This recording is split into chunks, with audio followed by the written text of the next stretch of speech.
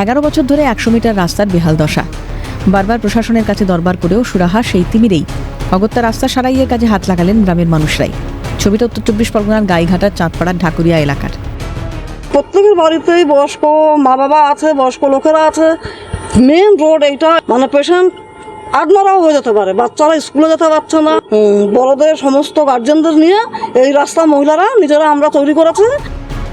এলাকায় বয়স্ক মানুষদের বসবাস তুলনামূলক একটু বেশি। প্রায় রাস্তা দিয়ে হাঁটতে চলতে সমস্যার সম্মুখীন হতে হয় তাদের। এদিকে স্কুল, কলেজ, অফিস কাছারি, যোগাযোগ ব্যবস্থাও দিনের পর দিন খারাপের দিকে এগোচ্ছে। বর্ষা আসতেই সমস্যা বাড়ে আরও 10 গুণ। হাঁটু সমান জল আর কাদামাখা রাস্তা দিয়ে যাতায়াত করতে হয় গ্রামবাসীকে। ইতিমধ্যে আমরা অঞ্চলে গিয়েছিলাম।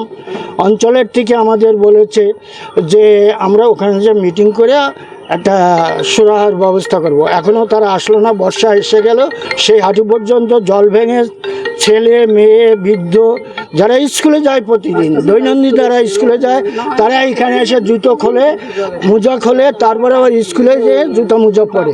বাচ্চারা স্কুলে যাওয়া, রেশন তোলা, পেশেন্ট নিয়ে যাওয়া, এই রাস্তা মেইন রাস্তা আমাদের, মানে হাজার হাজার লোকের রাস্তা এটা। সেটা আমাদের এইভাবে আমাদের হয়ে রয়েছি, মানে জল হয়ে যায়। সামান্য একটু বৃষ্টি হলেই জল জমে যাচ্ছে।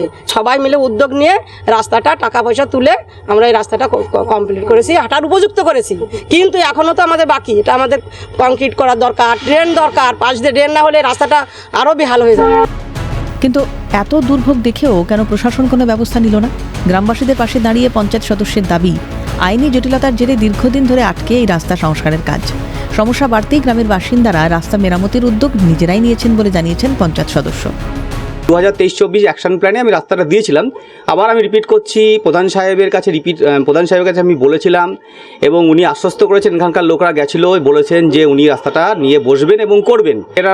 এনাদের মতো করে মহিলারা, তাদের শক্তি, সমস্ত মহিলারাই তাদের দীর্ঘদিনের মানে তাদের প্রবলেমটা তারা নিজেরাই চেষ্টা করেছেন সলভ করতে, যে আমরা হাঁটতে পারছি না। এরা অভিযোগ জানিয়েছিল, কিন্তু আমার দিক থেকে আমার কিছুই করার নেই, এখানটায় আমি কিছু করতেও পারিনি। কিন্তু এরা নিজেদের স্বেচ্ছায় নিজেদের কাজটা করে নিয়েছে।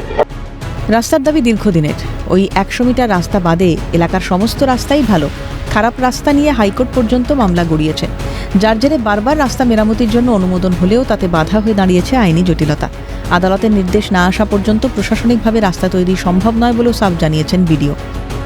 প্রথমবারে ওইটা প্রধানমন্ত্রী গ্রাম সড়ক যোজনায় হওয়ার কথা ছিল, তখনও একটা কোর্ট কেসের জন্য আটকে যায়।